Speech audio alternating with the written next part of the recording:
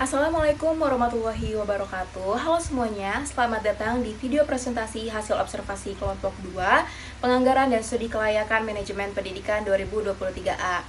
Video kali ini adalah merupakan bagian dari tugas mata kuliah Penganggaran dan Studi Kelayakan yang diampu oleh Bapak Dr. Insinyur Teguh Trianung Joko Susanto MM dan juga Bapak S. Nudia Master MPD.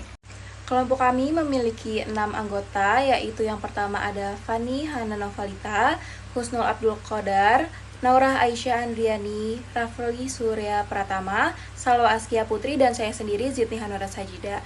Kami melaksanakan observasi pada tanggal 12 Mei 2026 di salah satu SMK swasta yang berada di wilayah Kota Jakarta Timur. Sekolah yang kami observasi merupakan salah satu SMK swasta di Jakarta Timur yang berdiri pada tahun 2012, berada di bawah naungan yayasan dan saat ini memiliki akreditasi B.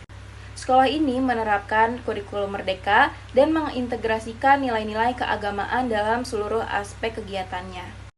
Per Mei 2026, sekolah ini memiliki 153 peserta didik, 12 guru dan juga 5 tenaga kependidikan. Sekolah ini memiliki beberapa program keahlian, diantaranya adalah rekayasa perangkat lunak, teknik komputer jaringan dan juga tata kecantikan. Observasi ini berfokus pada 3 poin utama. Yang pertama adalah bagaimana sekolah itu menyusun dan mengelola anggaran. Lalu yang kedua, dari mana sumber pembiayaannya. Dan yang terakhir adalah bagaimana sekolah ini menilai kelayakan sebuah program tertentu. Yuk kita mulai dari bagaimana sekolah ini menyusun anggaran. Saya serahkan kepada rekan saya Naura untuk menjelaskan lebih lanjut. Selanjutnya, saya Naura. Di sini saya akan menjelaskan bagaimana sekolah yang kami telah observasi ini melakukan penyusunan anggaran setiap tahunnya. Jadi, di sekolah ini setiap tahunnya menyusun 2 dokumen perencanaan utama, yaitu ada RKAS dan RKJM. RKAS itu singkatan dari Rencana Kegiatan dan Anggaran Sekolah yang disusun untuk jangka waktu 1 tahun. Nah, sedangkan RKJM itu merupakan rencana kerja jangka menengah yang mencakup perencanaan selama 5 tahun ke depan. Nah, yang menarik dari proses penyusunan anggaran di sekolah ini, yaitu proses penyusunannya tidak dilakukan secara sepihak saja, melainkan dilakukan secara kolaboratif yang melibatkan mulai dari kepala yayasan, kepala sekolah, wakil kepala sekolah, perwakilan guru, kepala tata usaha, serta komite sekolah yang mewakilkan suara para orang tua siswa. Nah, di sini yayasan itu memiliki peran yang sangat strategis, di mana bukan hanya sebagai peninjau tetapi sebagai penopang keuangan utama ketika anggaran sekolah tidak mencukupi, karena sekolah ini itu awalnya memang bersifat sekolah swasta, tetapi sekarang berubah menjadi sekolah swasta gratis. Lalu, apa yang menjadi acuan utama dalam penyusunan rencana anggaran sekolah ini? Yaitu jawabannya adalah rapor pendidikan. Rapor pendidikan ini merupakan sebuah instrumen evaluasi mutu sekolah yang menggunakan sistem skala warna. Skala warnanya ini ada 4 warna. Yang pertama itu merah yang berarti sangat perlu perbaikan, kuning itu berarti cukup, hijau berarti baik, dan biru berarti sangat baik. Indikator yang berwarna merah ini akan otomatis masuk menjadi daftar prioritas penganggaran berikutnya. Misalnya, jika aspek literasi itu berwarna merah, maka program peningkatan literasi akan menjadi program yang prioritas untuk dilakukan di tahun berikutnya. Sekolah juga bisa melakukan pergeseran anggaran jika memang ada perubahan di tengah tahunnya. Caranya itu melalui sistem ARKAS, yaitu aplikasi rencana kegiatan dan anggaran sekolah yang terhubung langsung dengan Dinas Pendidikan. Nah, untuk materi selanjutnya saya akan serahkan ke rekan saya. Baik, terima kasih. Selanjutnya saya akan membahas salah satu perubahan terbesar yang dialami sekolah ini. Nah, perubahannya itu adalah dalam sistem pembayaran.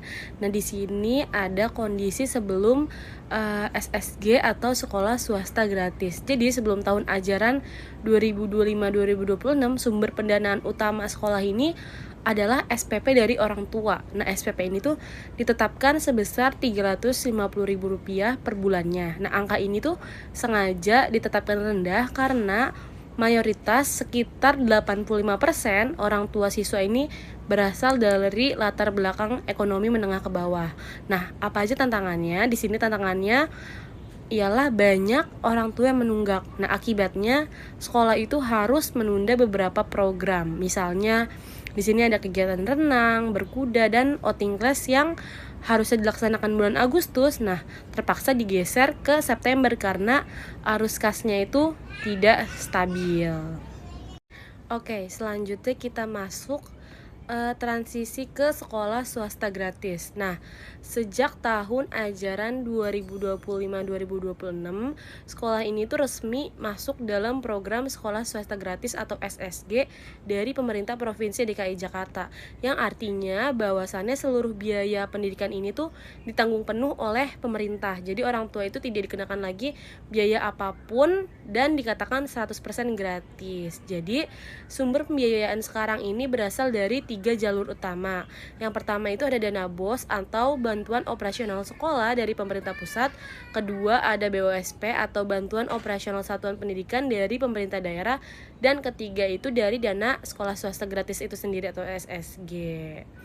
Oke, jadi selain dari pemerintah, yayasan itu tetap berperan sebagai penyangga keuangan terakhir atau disebut financial buffer jika ada kebutuhan mendesak yang tidak terakomodasi anggaran. Dan yang menarik, sekolah ini tuh juga bermitra dengan 16 perusahaan melalui program MOU yang memberikan dukungan berupa pemateri, sponsor kegiatan, hingga perekrutan lulusan. Jadi struktur keuangan sekolah ini tuh sudah jauh lebih stabil dibanding dengan sebelumnya. Oke, terima kasih Fani. Saya Rafli. Sekarang kita akan masuk pertanyaan penting dari sekian banyak kebutuhan sekolah. Jadi program mana yang diprioritaskan untuk dianggarkan? Nah, ya, betul. Jawabannya ada di rapor pendidikan. Nah, bisa dilihat di sini. Jadi, setiap indikator yang berwarna merah artinya masih sangat perlu perbaikan, otomatis masuk sebagai prioritas utama. Sekolah kemudian menjabarkan akar masalahnya, lalu menerjemahkannya menjadi program kerja konkret yang dianggarkan. Nah, ini yang disebut performance-based budgeting. Jadi penganggaran berbasis kinerja, bukan asal ada anggaran, tapi setiap rupiah diarahkan untuk memperbaiki capaian mutu yang terukur. Selain rapor pendidikan, ada satu lagi acuan wajib, yaitu 12 standar penggunaan pembiayaan SSG yang diterapkan oleh pemerintah. Program hanya dinyatakan layak jika masuk dalam salah satu dari 12 komponen ini. Nah, beberapa di antaranya itu ada penerimaan peserta didik baru, kegiatan pembelajaran dan ekstrakurikuler, pemeliharaan sarana prasarana, pengembangan profesi guru, hingga pembiayaan honorarium. Jadi, ada kerangka regulatif yang jelas. Dan hasilnya pun nyata gitu. Melalui mekanisme ini, sekolah berhasil meningkatkan jumlah komputer di laboratorium dari hanya 15 unit menjadi 60 unit. Fasilitas salon kecantikan juga diperluas dari 2 menjadi 5 unit krimbat. Bahkan ruangan gudang yang tidak terpakai pun berhasil direnovasi menjadi ruangan penerimaan tamu yang representatif. Nah, yang paling inovatif di sini, siswa jurusan rekayasa perangkat lunak berhasil mengembangkan sistem absensi digital berbasis kartu e-money. Dan sistem ini juga sudah digunakan seluruh siswa serta guru, bahkan terhubung langsung ke WhatsApp orang tuanya gitu. Nah, di sisi lain ada juga program yang terpaksa ditunda, seperti program renang dan berkuda. Bukan karena tidak dibutuhkan, tapi karena sekolah masih menunggu kepastian yang regulatif. Apakah program ini masuk komponen mana dari 12 standar SSG? Nah, kehati-hatian ini justru mencerminkan integritas pengelolaan anggaran. Nah, saya serahkan ke Husnul untuk membahas bagaimana sekolah memonitori dan mengevaluasi anggarannya. Baik, makasih Mas Rafli. Nah, setelah laporan anggarannya disusun, terus programnya juga sudah berjalan, gimana sih sekolah ini memastikan programnya sesuai dengan yang direncanakan atau on track? Nah, maka inilah peran dari monitoring dan juga evaluasi. Nah, monitoring yang dilakukan oleh sekolah ini itu dilakukan secara berjenjang, dari internal dulu, habis itu ke eksternal. Nah, kalau dari dalam secara internal, laporan itu direalisasikan itu disusun setiap bulan. Jadi setiap bulan itu disusun dari laporan tersebut.